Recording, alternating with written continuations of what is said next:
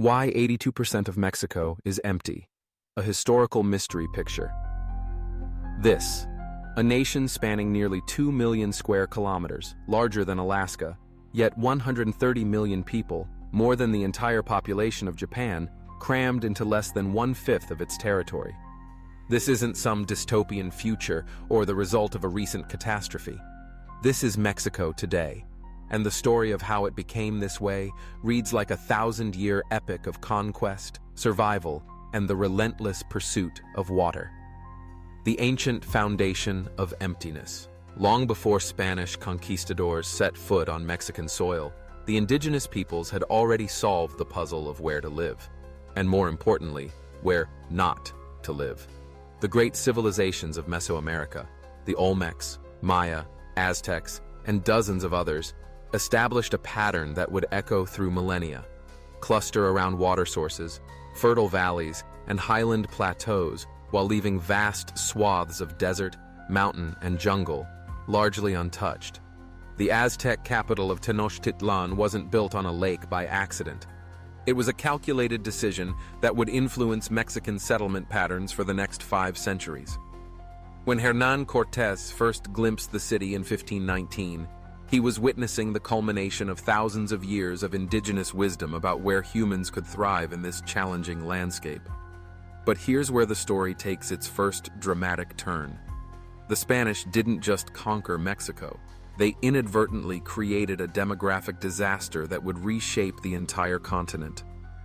The Great Dying and the Colonial Gamble. Between 1519 and 1600, Mexico's indigenous population collapsed from an estimated 15 to 20 million to fewer than 2 million. Smallpox, typhus, and measles, diseases that had never existed in the Americas, swept through populations with no immunity. Entire regions that had supported thriving communities for centuries suddenly found themselves almost empty. The Spanish colonial response was both brilliant and tragically short-sighted.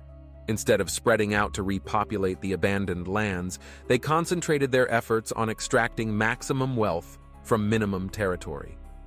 Silver mines in places like Zacatecas and Potosi became magnets that pulled both Spanish colonists and surviving indigenous peoples into tight clusters around these economic powerhouses. This created what historians now recognize as Mexico's urban archipelago, islands of dense settlement connected by long stretches of empty or sparsely populated territory. The colonial economy was built on extraction, not expansion, and this fundamental orientation would plague Mexico for centuries. The geographic conspiracy. But demographics alone don't explain Mexico's empty spaces. The country's geography reads like a manual on how to make human settlement as difficult as possible. Nearly 60% of Mexico is either desert or semi-desert. The Sonoran and Chihuahuan deserts stretch across the north like vast, sun-scorched barriers to human habitation. Annual rainfall in some regions barely reaches 4 inches, less than many parts of the Sahara. Then there's the Sierra Madre mountain system, a jagged backbone of peaks and valleys that splits the country into isolated pockets. These mountains don't just separate regions, they create entirely different worlds. A journey of 50 miles can take you from tropical coastland to pine forests to high desert, each with its own climate, challenges, and possibilities for human settlement. The Central Plateau, where most Mexicans live today, occupies just 18% of the country's territory, but contains nearly 80% of its population. This isn't coincidence. It's the result of a geographic lottery that concentrated the most livable land into the smallest space. Water, the ultimate arbiter. Here's the shocking truth that explains everything. Mexico has less available fresh water per capita than most Middle Eastern countries. While the southern regions receive abundant rainfall, the north, which comprises the majority of Mexico's territory, exists in a state of near-permanent drought. The contrast is staggering. Tabasco State receives over 100 inches of rain annually, while Baja California barely gets 3 inches. This hydrological inequality has created what geographers call hydraulic civilization, entire societies organized around the control and distribution of scarce water resources. The ancient Aztecs understood this intimately.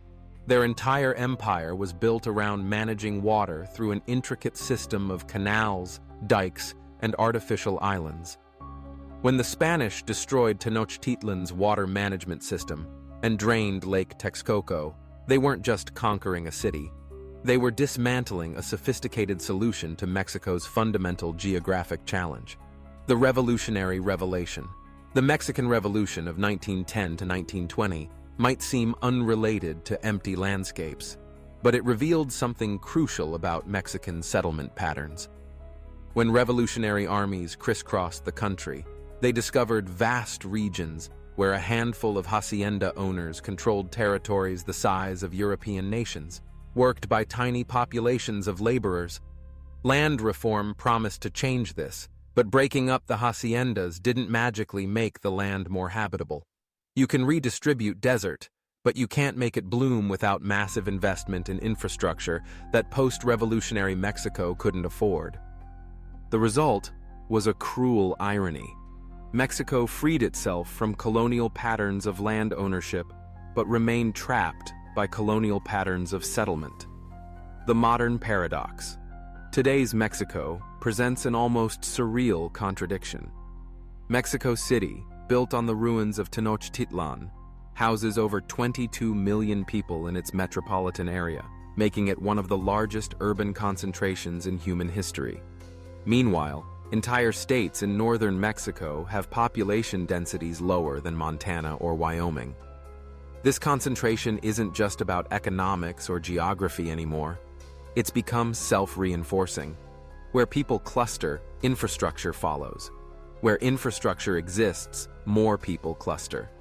The 82% of empty Mexico lacks not just people, but roads, schools, hospitals, and all the amenities that make modern life possible. Climate change threatens to make this situation even more extreme.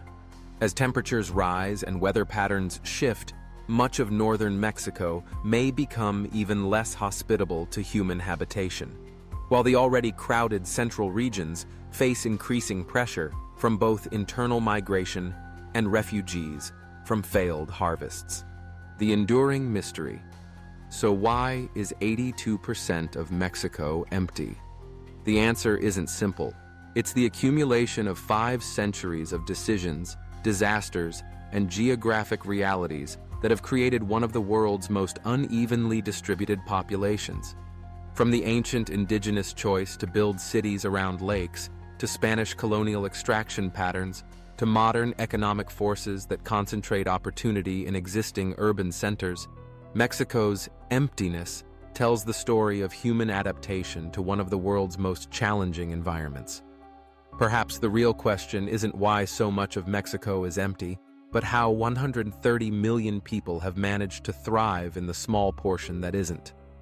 That story of ingenuity, adaptation, and survival against geographic odds may be the most remarkable chapter in the long history of human settlement in North America. The empty spaces of Mexico aren't just voids on a map. They're monuments to the ongoing struggle between human ambition and natural limits, between the dream of expansion and the reality of water, mountains, and desert. And in an age of climate change and resource scarcity, Mexico's story may be a preview of challenges that await us all.